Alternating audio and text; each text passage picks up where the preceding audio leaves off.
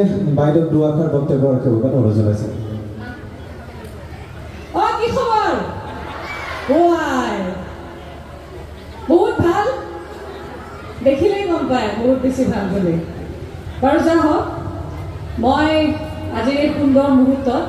আমাৰ এই সুন্দৰ অনুষ্ঠানটি আমাৰ বাক্য উৎসৱত ইয়াত উপস্থিত থকা আমাৰ মূল সমিতিৰ সমূহ সন্মানীয় বিষয়ববীয়াসকল, মঞ্চত উপস্থিত থকা আমাৰ পল্লী পৰ্যটক মহোদয়ে, লগতে ইয়াত উপস্থিত থকা শুভাকাংক্ষী ৰাইজ, আই মাতৃ পিতৃসকল, আমাৰ যুৱক বন্ধুসকল, যুৱক যুৱতী, কণ ভাইটি ভণ্টি, সকলোকে মই বহুত বহুত নমস্কাৰ জনাইছোঁ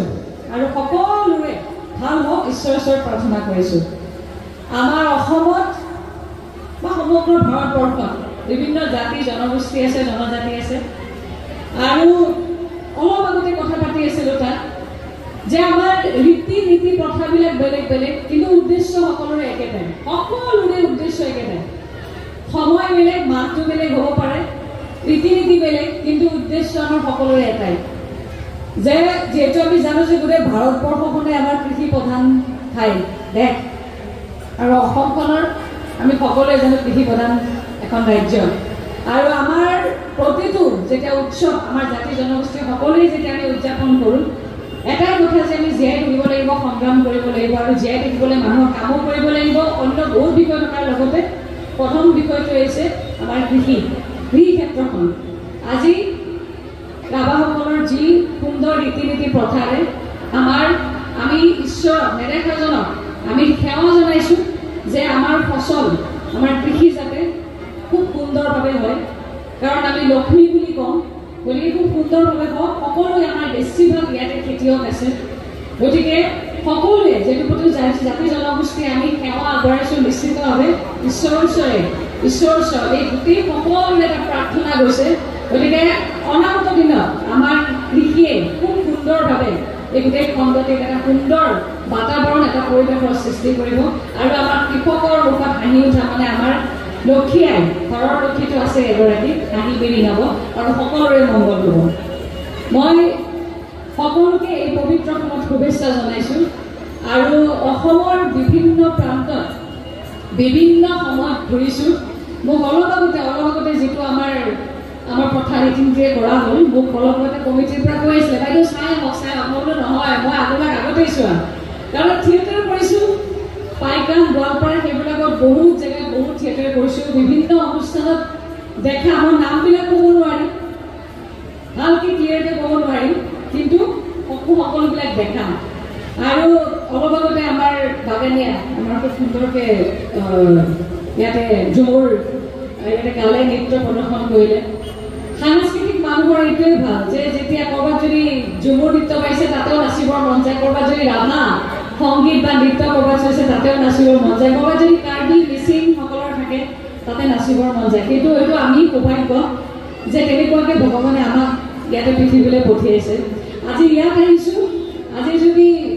মোক কোনোবাই আঙুলতে ৰাভা বুলি কয় তাতেও মই খুচ। গতিকে ইমান ভাল লাগে, প্ৰতিটো ইমান কালাৰফুল, কাৰণ আমি প্ৰত্যেকখন সমাজত যাওঁ। মিচিংসকলৰ যেতিয়া উৎসৱ আহে, এইবাৰো গৈছোঁ বহুতকেইটা অনুষ্ঠানত, কাৰ্বিসকলৰ বিভিন্ন ঠাইত বিভিন্ন সমাজখনৰ লগত আমি থাকোঁ, আৰু সকলো কালাৰফুল, খুব সুন্দৰ ৰঙীন। গতিকে মই আমাৰ এই সমাজখনক অলপ আগতে আমাৰ সন্মানীয় টংকেশ্বৰ ৰাভাদেৱে কৈ গৈছে, খুব গুৰুত্বপূৰ্ণ বিষয় কৈ গৈছে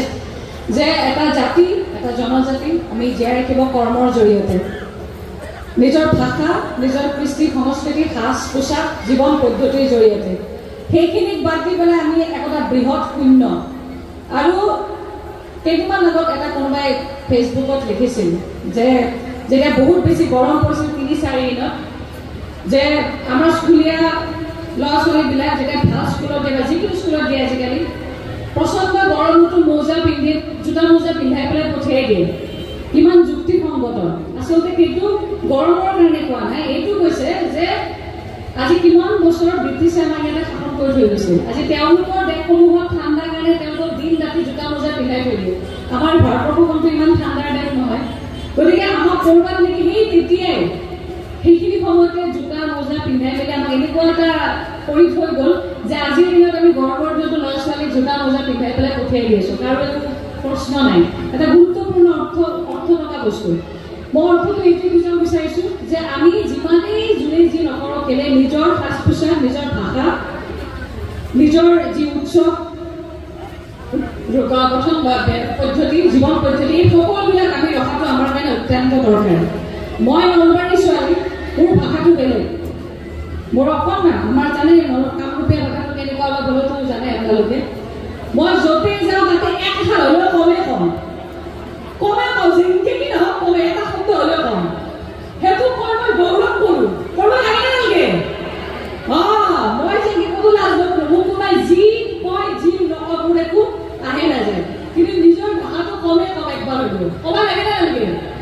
ক'ব লাগে সেইকাৰণে চবকে কৈছোঁ নিজৰ সংস্কৃতি নিজৰ কাপোৰ কানি নিজৰ গহনা নিজৰ সাজ পোছাক লৈ কোনোবাই ইয়াত পঢ়ি থকা আজি বহুত কৃতি ছাত্ৰ ছাত্ৰীসকলে এটা সম্বৰ্ধনা জনাইছে গতিকে তেওঁলোকে কালি ডাঙৰ গৈ পেলাই কোনোবা আই এছ হ'ব আই পি এছ হ'ব যিয়ে নহওক তেতিয়া অফিচত যাব নিজৰ পোছাক পিন্ধি যাব লাগিব হয় নহ'ব সেইটো কৰিলেহে আমি আমাৰ জাতিটো জীয়াই ৰখা হ'ব নিজৰ ভাষা সংস্কৃতি এইখিনিয়ে আমাক জীয়াই ৰাখিব গতিকে মই আপোনালোক সকলোকে বহুত বহুত শুভেচ্ছা দিছোঁ খুব ভাল হওক মংগল হওক আৰু এটা কথা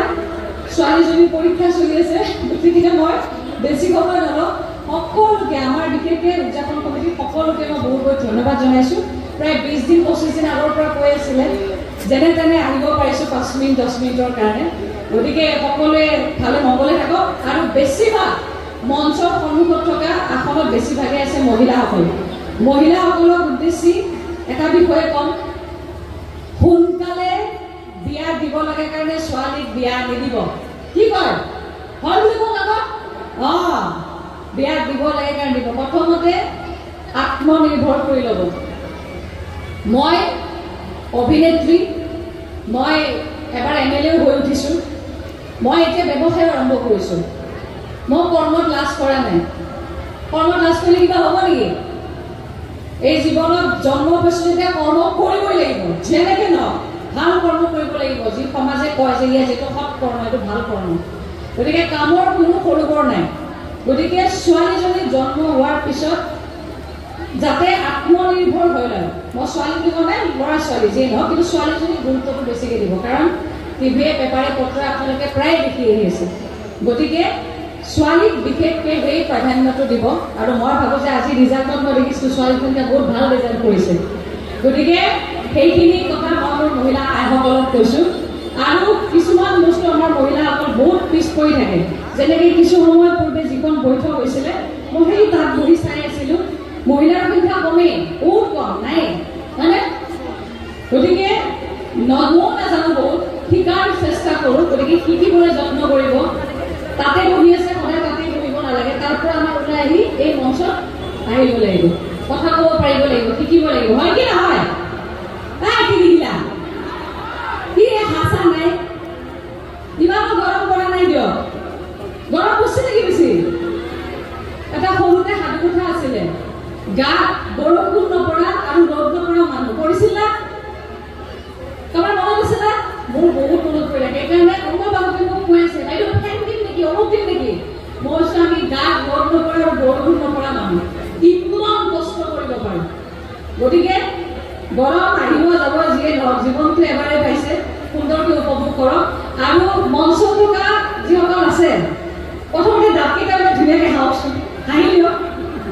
ধুনীয়াকৈ হাওকচোন মানে হাঁহি দিয়ক দাঁতকেইটা উলিয়াই দিয়ক কিয় জানেনে বাকী পইচা আহিব যাব এইবিলাক চব খৰচকাৰী বস্তু এই পইচা আহিব এই যাব হয়নে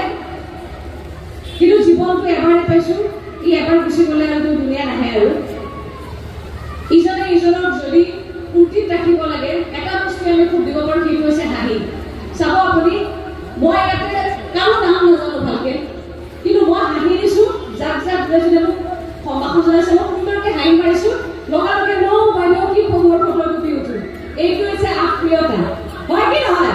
গতিকে হাঁহিটো এক পইচাও দিব নালাগে সদায় লগত ৰাখিব হাঁহিটো কৃপণালী হ'বনে হাঁহিছেনে তাতে ধুনীয়াকৈ ঠিক আছে গতিকে সকলোৰে শুভ হওক মংগল হওক মই পুনৰবাৰ সকলোকে শুভেচ্ছা জনাই আজি এই সুন্দৰ মঞ্চ সাংস্কৃতিক মঞ্চখনৰ শুভ উদ্বোধন হোৱা বুলি ঘোষণা কৰিলোঁ বহুত বহুত শুভেচ্ছা দিছোঁ দেই বহুত বহুত ধন্যবাদ আহিছোঁ